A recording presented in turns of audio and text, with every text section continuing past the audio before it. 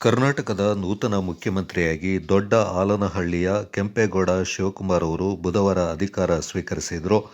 ಲೋಕಭವನದ ಗಾಜಿನ ಮನೆಯಲ್ಲಿ ಸಂಜೆ 4 ಗಂಟೆಗೆ ವಂದೇ ಮಾತರಂ ಗೀತೆಯ ಮೂಲಕ ಆರಂಭಗೊಂಡ ಸಮಾರಂಭದಲ್ಲಿ ರಾಜ್ಯಪಾಲರಾದ ಥಾವರ್ ಚಂದ್ ಗೆಹ್ಲೋಟ್ ಅವರು ಪ್ರತಿಜ್ಞಾ ವಿಧಿಯನ್ನು ಬೋಧಿಸಿದರು.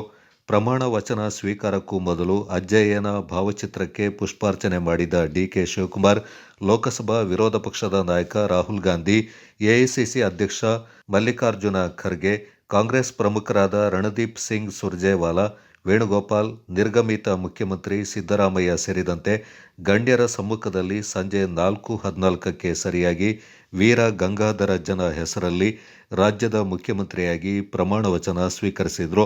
ಡಿಕೆಶಿ ಸಚಿವ ಸಂಪುಟದಲ್ಲಿ ಉಪಮುಖ್ಯಮಂತ್ರಿಯಾಗಿ ಡಾ. ಜಿ. ಪರಮೇಶ್ವರ್, ಡಾ. ಅಂಬೇಡ್ಕರ್ ಹೆಸರಲ್ಲಿ ಪ್ರಮಾಣ ವಚನವನ್ನು ಸ್ವೀಕರಿಸಿದರು.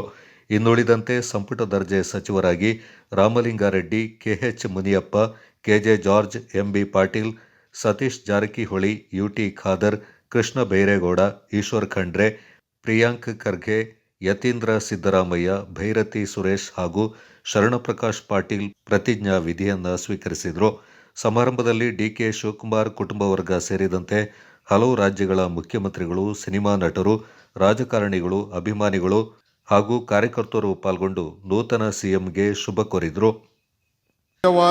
ಶ್ರದ್ಧೆ ಮತ್ತು ನಿಷ್ಠೆಯನ್ನು ಹೊಂದಿರುತ್ತೇನೆಂದು ನಾನು ಭಾರತದ ಸಾರ್ವಭೌಮತ್ವವನ್ನು ಮತ್ತು ಅಖಂಡತೆಯನ್ನು ಎತ್ತಿ ಹಿಡಿಯುತ್ತೇನೆಂದು ಮತ್ತು ಕರ್ನಾಟಕ ರಾಜ್ಯದ ಮುಖ್ಯಮಂತ್ರಿಯಾಗಿ ನನ್ನ ಕರ್ತವ್ಯವನ್ನು ಶ್ರದ್ಧಾಪೂರ್ವಕವಾಗಿ ಮತ್ತು ಅಂತಃಕರಣಪೂರ್ವಕವಾಗಿ ನಿರ್ವಹಿಸುತ್ತೇನೆಂದು ಭಯ ಅಥವಾ ಪಕ್ಷಾತೀತವಲ್ಲದೆ, ರಾಗ ದ್ವೇಷವಿಲ್ಲದೆ ಎಲ್ಲ ಬಗೆಯ ಜನರಿಗೆ ಸಂವಿಧಾನಕ್ಕೆ ಮತ್ತು ಕಾನೂನಿಗೆ ಅನುಸಾರವಾಗಿ ನ್ಯಾಯಯುತವಾಗಿ ಮಾಡುತ್ತೇನೆಂದು ನನ್ನ ಅಜ್ಜ ಗಂಗಾಧರಜ್ಜನ ಹೆಸರಿನಲ್ಲಿ ಪ್ರಮಾಣ ಮಾಡುತ್ತೇನೆ.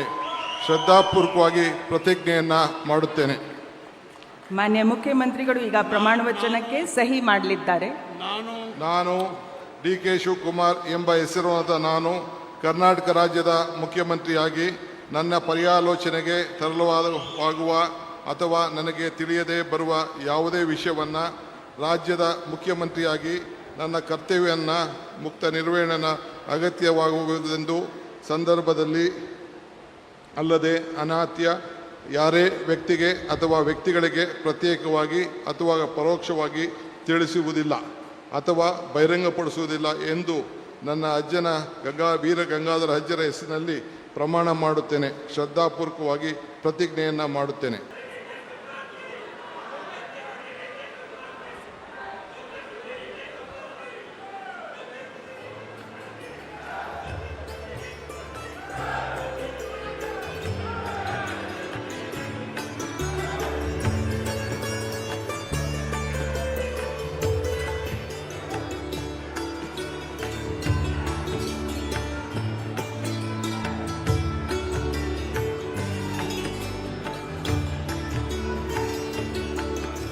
ಮಾನ್ಯ ಮುಖ್ಯಮಂತ್ರಿಗಳಿಗೆ ಹೂಗುಚ್ಛೆಯನ್ನು ನೀಡುವ ಮುಖಾಂತರ ಮಾನ್ಯ ರಾಜ್ಯಪಾಲರು ಅಭಿನಂದಿಸಲಿದ್ದಾರೆ.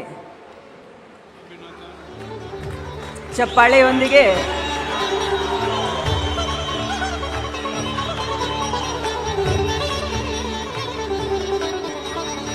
ಈಗ ನಾನು ಡಾಕ್ಟರ್ ಜಿ. ಪರಮೇಶ್ವರ್ ಅವರನ್ನು ಉಪಮುಖ್ಯಮಂತ್ರಿಗಳಾಗಿ ಅಧಿಕಾರದ ಹಾಗೂ ಗೌಪ್ಯತಾ ಪ್ರಮಾಣ